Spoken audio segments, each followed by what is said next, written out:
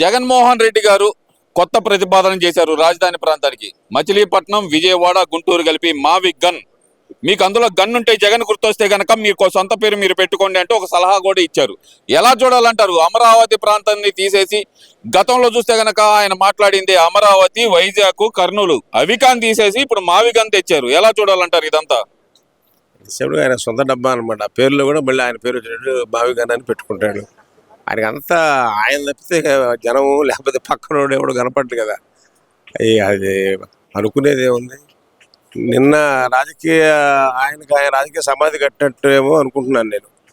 దేశంలో ఉన్న అన్ని పార్టీలు కాంగ్రెస్ ఒకరినొకరు విమర్శించుకునే పార్టీలు కూడా ఆల్ పార్టీస్ సపోర్టెడ్ మన అమరావతి బిల్లు. ఎక్సెప్ట్ అందులో ఈ రాష్ట్రం నుంచి పోయిన పార్టీ అయి ఉండి అలా మాట్లాడటం ఇప్పుడు అందరితో డిఫర్ అయినట్టేగా. So you're differing with all parties, with all states and all political leaders. అది ఎట్లా సర్వైవ్ అవుతావు నువ్వు? అందువల్ల అది ఒక చారిత్రకంగా ఆయన సమాధి ఆయన కట్టుకున్నట్టే అయింది అనుకుంటున్నాను. అంటే ఎందువల్ల అంటారు? సరే, ఇప్పుడు అది ఓకే, ఆయన డిఫర్ అయ్యారు, అది సెకండరీ అండి. ఈ మావిగన్ గొడవను ఏమంటారు అనుకోవచ్చు అంటారు? ఆయన ఎప్పుడు యాక్సెప్ట్ చేయడం ఎవరిని, అందులో చంద్రబాబును అసలు యాక్సెప్ట్ చేయడు. మంచి కావచ్చు, ఏమైనా కావచ్చు. మావిగన్నాను ఇప్పుడు 3 రాజధానులు పోయి మావిగన్ను కొత్తది ఏదో కొంత టాపిక్ నడుపుతాడు అనమాట. ఆయన అభిమానులు వేల అభిమానులు ఉంటారు కదా, ఈ గుంపంతా వాళ్ళ కోసం ఏదో పెట్టుకునేదని అబ్బో ఇదేదో పెట్టాడని అనిపించుకోవడం తప్పితే చీప్ ట్రిక్స్, సెల్ఫ్ ఇగో ట్రిప్స్ అవన్నీ అది. అంటే ఎందువల్ల అంటారు? మరి గతంలో చూసాం 3 రాజధానుల ప్రతిపాదన అన్నారు, అంతకుముందు అమరావతి రాజధాని అన్నారు, ఇప్పుడు చూస్తేనేమో మావిగన్ అంటున్నారు. ఎలా చూడాలంటారు ఇదంతా? ఏమి లేదు, ఒక పక్కన బీజేపీని విమర్శించలేడు, ఓ పక్కనేమో ఎలాగో బిల్లు వస్తుంది కాబట్టి ఆ 3 రాజధానులు వదిలేసి ఈ దగ్గరలో ఉన్నదాన్ని ఏదో మచిలీపట్నం, విజయవాడ, గుంటూరు అంటే ఏదో ఆ జనం తప్పో నిజంగా మనల్ని చేస్తాడేమో అనిపించుకోవాలని తప్ప ఇక ఏమి చేయలేక 3 రాజధానులు అనేది పూర్తిగా పోయింది కదా. రోడ్డు పక్కన మొత్తం కలిపి తీరడం రాజధాని అవుద్దంట. ఇప్పుడు ఎట్లాగూ రాజధాని మచిలీపట్నం ఎంత దూరం ఉంటుంది, లేకపోతే గుంటూరు ఎంత దూరం ఉంటుంది, విజయవాడ ఎంత దూరం ఉంటుంది, విజయవాడ గుంటూరు మధ్యలోనే రాజధాని. ఈ మొత్తం కలిసిపోతుంది. మచిలీపట్నం కూడా కృష్ణా జిల్లాది. మచిలీపట్నం డెవలప్ అయినట్టు మచిలీపట్నం డెవలప్మెంట్ ఎవరు ఆపలేరు, ఏమి చేయలేరు. ఎందుకంటే అక్కడ పోర్ట్ ఉన్నది. ఏ రావాలన్నా కానీ చేయాలన్నా కానీ, తెలంగాణ వాళ్ళు రావాలన్నా కానీ మచిలీపట్నం పోర్టుకు వచ్చి చేసుకోవాలి. అసలు పోర్ట్ ఉన్న దాన్ని, ఆ కోస్టల్ ఏరియాని మచిలీపట్నంలో బ్రహ్మాండంగా ఆల్రెడీ పోర్టులు ఉన్నాయి. ఇప్పుడు బ్రహ్మాండం డెవలప్ చేస్తుంది కూటమి గవర్నమెంట్. చేసిన తర్వాత మచిలీపట్నం రాజధాని ఉంది, అసలు అదే మెయిన్ రాజధాని అవుతుంది. అది ఎకనామికల్గా ఒక లాజిస్టిక్ సెంటర్. అది దాన్ని ఇది మెంటల్ మెచ్చి ఏదో మాట్లాడటం. అంటే ఎందువల్ల అంటారు? జగన్మోహన్ రెడ్డి గారు అమరావతి అనే పదాన్ని పలకటానికి కూడా ఇష్టపడని పరిస్థితి ఎందుకు వచ్చింది అనుకోవచ్చు అంటారు? ఎందుకు వచ్చింది, అతను నైజం అంతే. అతను ఏదనుకుంటాడో, ఏదో చంద్రబాబు చేస్తున్నాడు కాబట్టి దాన్ని మనం కాదనాలా. పైగా అదే అతనికి ఒక పాలసీ, ఒక విధానం ఉండదు కదా. నువ్వు అదంటే నేను ఇది అనాలి అనే ఒక మూర్ఖత్వం కదా. అట్లా అనలైజ్ చేసుకోవటమే. అంటే ఇక్కడ ఇంకో విషయం కూడా తీసుకుంటే కనుక, మరి గతంలో 3 రాజధానుల ప్రతిపాదన పెట్టిన ఈయనే దాని గురించి వెనక్కి దగ్గరని అనుకోవచ్చు అంటారా జగన్మోహన్ రెడ్డి గారు? మళ్ళీ నేను అధికారంలోకి వస్తే మాత్రం రాజధాని ప్రాంతాన్ని మార్చేస్తాను అని మాత్రం చాలా కాన్ఫిడెంట్ గా చెప్తున్నారు కదా. అయ్యి పిచ్చి ఓసరవెల్లి డైలాగ్ ఎవరో పార్లమెంట్ లో చెప్పినట్టు. జగన్ ఒక ఓసరవెల్లి ఎవరు చెప్పింది? సీఎం రమేష్ అన్నట్టున్నాడు. ఓసరవెల్లి కాకపోతే అసలు నువ్వు ఎట్లా ముఖ్యమంత్రి అయ్యావు, ఎట్లా చేసావురా నాయన నువ్వు మాజీ ముఖ్యమంత్రిగా? నువ్వు పక్కన పార్లమెంట్లో పాస్ అయితే అధికారం లేదంటాడు. అధికారం లేకపోతే ఎందుకు పెట్టారు? ఇప్పుడు మిగతా రాష్ట్రాలు మొత్తం ఆటోమేటిక్గా ఫామ్ అయినప్పుడు వాళ్ళంతా వాళ్ళు సెలెక్ట్ చేసుకుని దాన్నే చేసుకున్నారు. ఇప్పుడు నువ్వు డామేజ్ చేస్తున్నావు కాబట్టి అందులో రాజధాని, ఏకైక రాజధాని అనే మాట ఉంది కానీ అమరావతి పేరు లేదు. దాన్ని సెక్షన్ 5లో దాన్ని అమరావతి అనే పేరు యాడ్ చేశారు. So you cannot change it. నువ్వు కాదు, ఎవరు మళ్ళీ చేంజ్ చేయాలంటే పార్లమెంట్ ఎందుకు చేంజ్ చేస్తాడు? ఒకసారి రాజధాని పెట్టిన డెవలప్ అయిన తర్వాత ఎవరు చేంజ్ చేయలేదు కదా.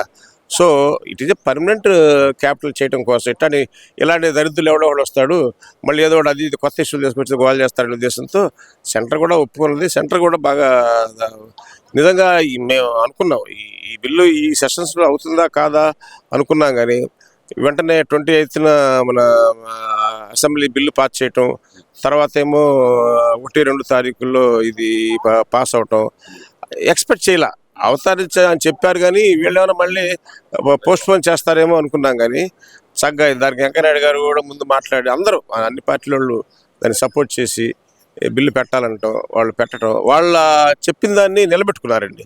బీజేపీ కూడా మెయిన్ బీజేపీ అధికార పార్టీ చెప్పింది నిలబెట్టుకున్నారు. దానికి తగ్గట్టుగా మిగతా అన్ని డిఫరెన్స్ ఉన్న పార్టీలు కూడా ఎక్సెప్ట్ వైసీపీ, అదే అన్ని మీడియాలో వస్తుంది కదా, ఆ 2-3 ఉన్న వైసీపీ తప్పితే మిగతా పార్టీలు దేశంలో అన్ని పార్టీ, తృణమూల్ కాంగ్రెస్, ఆమ్ ఆద్మీ పార్టీ, ఆ తర్వాత ఇంకోరు ఎస్పీ, వాళ్ళు కొంచెం విమర్శించినా కానీ స్టిల్ సపోర్ట్ చేశారు.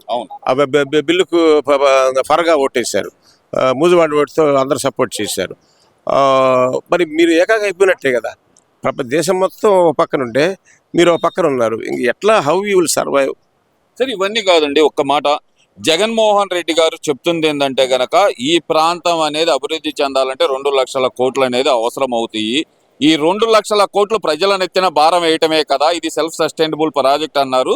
ఇప్పుడు 43,000 కోట్లు అప్పు తీసుకొచ్చి దాంట్లో చంద్రబాబు నాయుడు దోచుకోవడానికే ఇది అంతా చేస్తున్నాడు అనేది జగన్మోహన్ రెడ్డి చేస్తున్న వాదన. మరి నేను లోక్సభలో అనుకుంటాను, ఒక మినిస్టర్ పెమ్మసాని చంద్రశేఖర్ లేకపోతే ఎవరో చెప్పారు, తెలంగాణ ఆర్థిక వ్యవస్థలో 55% హైదరాబాద్ నుంచి వస్తుందట. అట్లానే బెంగళూరులో, కర్ణాటక స్టేట్లో 45% కర్ణాటక బెంగళూరు నుంచి వస్తుందట. చెన్నైలో అదే పరిస్థితి. ఇప్పుడు స్టేట్ మొత్తం అన్ని జిల్లాల్లో అంత ఎకానమీలో ఒక క్యాపిటల్ నుంచే ఆదాయం అంతా వస్తూ ఉంది. ఎందుకంటే ఇన్ఫ్రాస్ట్రక్చర్ డెవలప్మెంట్, ఇండస్ట్రీస్, అక్కడ అన్ని వస్తువులన్నీ కల్పించడం, పబ్లిక్ అంతా అక్కడికి రావటం, ఇన్కమ్ జనరేషన్ సెంటర్గా అయిపోతుంది. వచ్చింది కాబట్టి ఆ డబ్బులు పెట్టి చేస్తారు. 2 లక్షల కోట్లు ఒక సంవత్సరం సంపాదించి పెట్టింది ఆ క్యాపిటల్. ఆ బాట చెప్తా ఉంటే ఇప్పుడు హైదరాబాద్ క్లియర్గా చెప్పారు నిన్న ఎవరో, 55% of the total income generating from Hyderabad city. అట్లాగే రేపు పొద్దున దీనికి కూడా అట్లాగే అవుతుంది. బీజేపీ లక్ష్మణ్ గారు కే లక్ష్మణ్ చెప్పినట్టున్నాడు. అట్లాగే అమరావతి అని కూడా రేపు క్వాంటమ్ వ్యాలీ వస్తూ ఉంది. తర్వాత ఈ క్వాంటమ్ వ్యాలీ వచ్చిందంటే ఇప్పుడు రేపు పొద్దున 14వ తారీఖు, ఏప్రిల్ 14వ తారీఖు first quantum computer in the India చేయబోతుంది. ఎస్ఆర్ఎం స్పాన్సర్ చేస్తే దాన్ని అందరూ మనం కూడా వెళ్ళి చూడాలి. రేపు పొద్దున క్వాంటమ్ వ్యాలీ కాన్సెప్ట్ కొత్తగా వచ్చింది. దాన్ని చంద్రబాబు నాయుడు హైలైట్ చేసి దాన్ని చేస్తున్నాడంటే రేపు పొద్దున ఈ క్వాంటమ్ ఇవన్నీ వచ్చేసరికి చాలా కమాండ్ చేసే పరిస్థితి వస్తుంది. అమరావతి వచ్చిన తర్వాత ఇన్కమ్ జనరేట్ చేసింది. అంటే ఇది దోచుకోవడానికి కాదంటారా? చంద్రబాబు నాయుడు గారి దోపిడీ దశాబ్ద కాలం పాటు ఆయన దోచుకోవడానికి కోసమే ఇప్పుడు అమరావతి రాజధాని అంటున్నారు అనే మాట కరెక్ట్ కాదంటారా? మరి చంద్రబాబు నాయుడు దోచుకునేది ఏంటండి? ఏం దోచుకుంటాడు? ఆయన ఎట్లా దోచుకుంటాడు? భూములు కారు చౌకగా కట్టబెట్టి దాని మీద వచ్చే కమిషన్లు తీసుకోవడం కోసం ఇదంతా చేస్తున్నారనే మాట అంటున్నారు కదా. మరి ఇవన్నీ మెంటల్ వాళ్ళు మాట్లాడే మాటలు. కారు చౌకగా లేకపోతే ఇండస్ట్రీస్ ఎవడ పెడతాడు? అక్కడ ఇండస్ట్రీ ఎవడ పెడతాడు? లేదా మేము వెళ్ళిపోతా ఉంటారు. ఇప్పుడు ఆ కియా మోటార్కి అక్కడ స్థలం ఇచ్చి చేయకపోతే వాడు అక్కడ ఉండేవాడా? ఇవాళ అనంతపురం జిల్లా మొత్తాన్ని అన్ఎంప్లాయ్మెంట్ మొత్తాన్ని కొంత భరిస్తూ ఉంది. అది అట్లా మీకు ఇండస్ట్రీస్ రావడానికి ఇప్పుడు టాటా వాళ్ళు ఏదో గూగుల్ సెంటర్ ఏదో పెడుతున్నారు. వాళ్ళని సపోర్ట్ చేయకపోతే వాళ్ళకి బోల్డని కంట్రీస్ ఉన్నాయండి, బోల్డని స్టేట్లు ఉన్నాయి. ఎందుకు ఇవి చిన్న ఆంధ్ర కొత్త డెవలప్ అయ్యే స్టేట్లకు రావాలి? ఇప్పుడు ఇండియాలో ఎందుకు రావాలి? ఇండియాలో వస్తే కూడా ఇప్పుడిప్పుడే డెవలప్ అవుతున్న అమరావతిలో, ఆంధ్రాలో ఎందుకు పెట్టాలి? వాళ్ళు ఎందుకు బెంగళూరు, హైదరాబాద్ పెట్టుకోవచ్చుగా. దాన్ని వాళ్ళు అట్రాక్ట్ చేస్తున్నారు, వాళ్ళ ప్రయత్నాలను చేస్తున్నారు. కాబట్టి ఏదో ఒకటి ఇన్సెంటివ్ ఇస్తే కానీ వాళ్ళు రారు. వాళ్ళు వస్తే కానీ డెవలప్ కాదు కదా. ఊరికి కనిపెట్టాడంటే ఆయన వాళ్ళ నాన్న కష్టపెట్టాడు. వాన్ పిక్కులు కానీ దీంట్లో ఇచ్చాడా? ఆ వాన్ పిక్ అని పెట్టాడు. ఆ వాన్ పిక్ అని పెట్టి ఆ డబ్బులు మొత్తం చేసిపోయి కిడిప్రోక్యూ అని చెప్పి చివరికి సాక్షిలోను లేకపోతే బాధ సిమెంట్లో పెట్టించాడు. అది ఇప్పుడు ఏముందండి? వాన్ పిక్ అంటే ఏం లేదు, ఊరికి ల్యాండ్స్ కనపడతా ఉంటాయి అన్నమాట. చివరిగా నిమ్మగడ్డ ప్రసాద్ అయిపోయాడు, లేకపోతే వాన్ పిక్కు లేదు, ఏమీ లేదు. Thank you.